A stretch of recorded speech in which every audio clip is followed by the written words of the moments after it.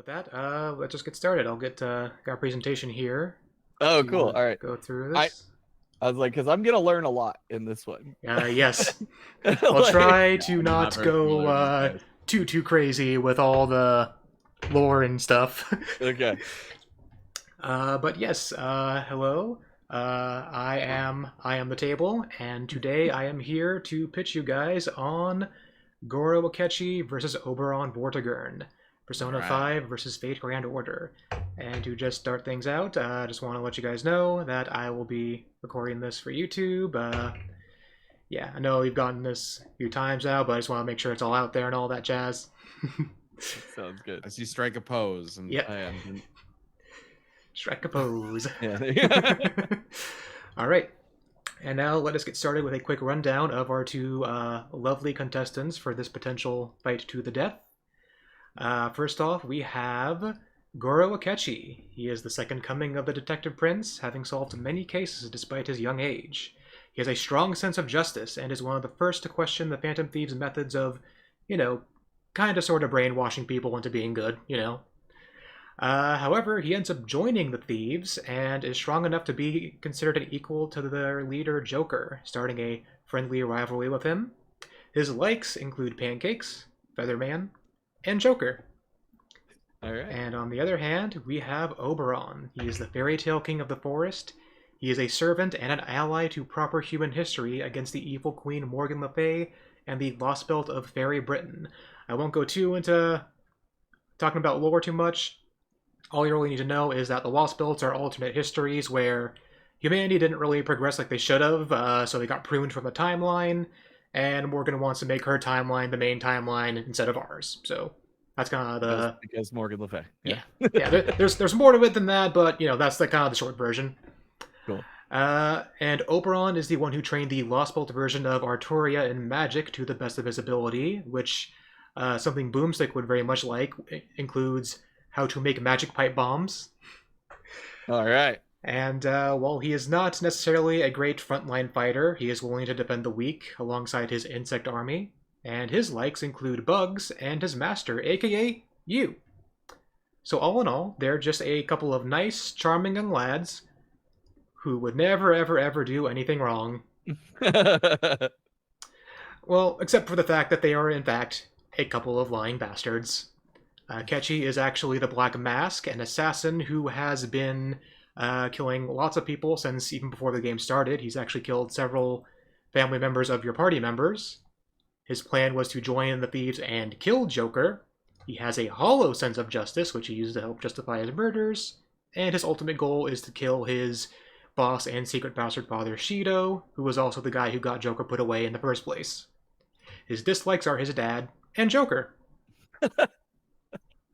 As for Oberon, he is actually an amalgamation of Oberon and the Lost Bolt version of Vortigern, one of King Arthur's original enemies. He is the King of Lies and the first Pretender class servant, a unique class made for Fate Grand Order, and it's basically just a class for people who are really good at deception and pretending to be other people. His ultimate goal is to destroy the Lost Belt and human history because he hates us for calling the Lost Belts fake stories, which is also why his wife Titania does not exist.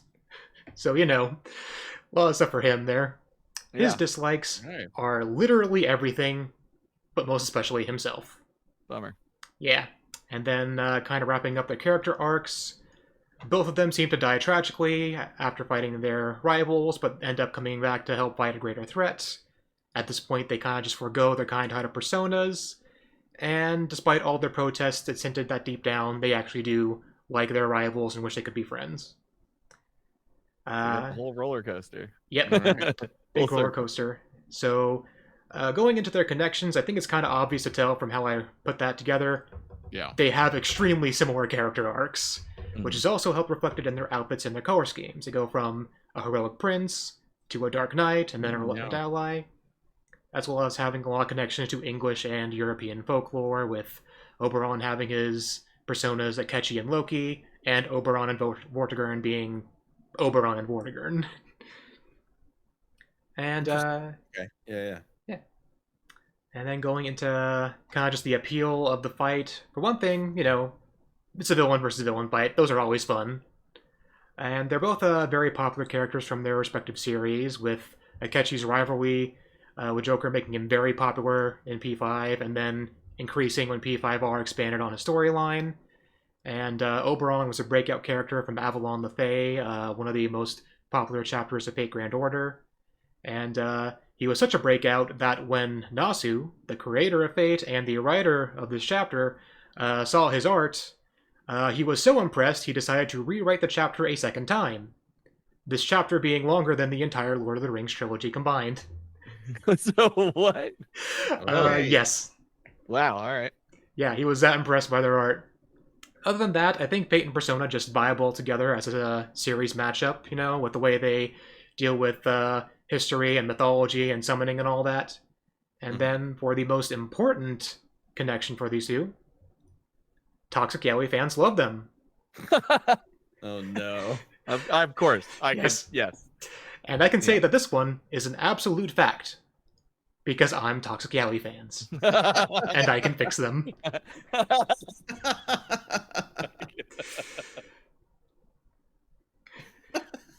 I'm glad you liked that one. I was nervous about that one there. No, that was great. Good job. That was very funny. And then going over some of the debate stuff. I don't want to go too into depth. This is something you guys can look into later if you want. But I actually have a couple. You presented a really good sort of overall look at them. So I'm definitely most curious in how you kind of picture the fight going and things like that. So I actually have a couple helpers here. My two little friends here. Oba Boomstick and Wiz Ketchy, original characters, do not steal. So, the neat thing about these two is I know both kind of have cosmologies that are, you know, big and crazy and hard to research. And the fun thing is, because it's a case for both of them, they kind of just even out no matter what. So, you want to highball them, lowball them, midball them, they kind of just even out regardless. And it makes a neat back and forth with their abilities, with Akechi having a lot of strong offensive abilities. He has instant kill moves, almighty attacks, buffs and debuffs, while Oberon has a lot of strong defensive abilities. He has high resistances, he has more sustained healing, his insect army can outnumber Akechi, and most importantly of all for him and also for the fight, his trump card does not rely on outdamaging Akechi, which his trump card is Lie Like Vortigern. This is Oberon's Noble Phantasm, and it is a giant Bugnado dragon. Hell yeah. All right, you thought Broomstick was excited earlier? Like this part where he would lose his mind. And, it is a creature that inverts gravity, causing everything to fall into escaping maw. All things that fall into it are trapped in an eternal sleep, which ignores buffs and debuffs, and is impossible to escape from. And it can devour the entire Nasuverse Earth, which in their world is a multi-layered, multi-infinity, multi-dimensional sandwich in under an hour. Okay. So it's a very big, just kind of climactic set piece for the fight, and it's a pretty big part of the argument for who wins, if Akechi wins by winning before he falls in, or if Oberon outlasts. And to kind of go into a little bit more of the fight stuff and ended up, the thing that I think is the most important for the fight is the writing. I think it's something that should be very theatrical and Shakespearean. You know, Oberon is Oberon. He's from a Shakespeare novel. Mm-hmm. And you get a big focus on the tragic aspect of their stories, and you can kind of have the switch between their good and evil forms to be part of the fight. And I think that this matchup works very well for both of them, partially because one of Oberon's abilities, his fairy eyes, allows him to know Akechi's true self at a glance. You can kind of just look into his soul, see his true self, see through all his lies and deception, and know how to manipulate his emotions. So early on in the fight, when they're in the good forms, you know, they're kind of exchanging some light-hearted barbs with each other. But Oberon's are notably more personal for Akechi, as he's just kind of trying to get Akechi to snap and show him his true self. Eventually, he gets his wish, and that's when the fight truly begins, as they are finally fighting as their true selves. And then this is just kind of an example of how the climax can kind of go, where you have them kind of jumping between hunks of the battlefield as it's being devoured by the Noble Phantasm. They're getting closer and closer as that solid ground starts disappearing more quickly. Near the end, you're kind of like, oh shit, maybe they're both gonna die. Yeah.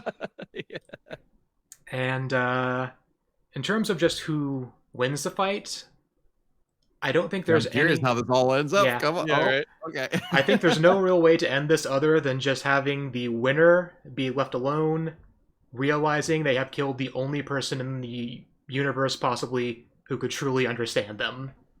Wow. Okay. Yep. The amount of y'all who are coming to us with these pitches that then you're like, oh, and I got that heartstring twist right at the end. So, Yeah. All right. But yeah, just very sad Shakespearean tragedy kind of ending.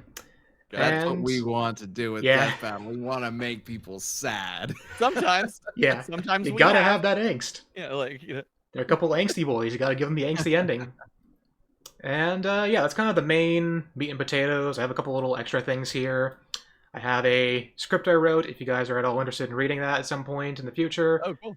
I also have a playlist that I put together that I kind of used for brainstorming during the fights. Oh, that's fun. With a particular band that I like a lot, Sonata Arctica. Don't know if you know them or not. Fun fact, the singer has done a lot of like nerdy crossover stuff. He did a couple of songs with Power Glove, so you know. Oh, that's fun. He's willing to get into on some of those nerdy things, you know. Right. Hint, hint, wink, wink, nudge, nudge. Yep. And I'll just end it here on some commissioned art I've done for both of them for the fight.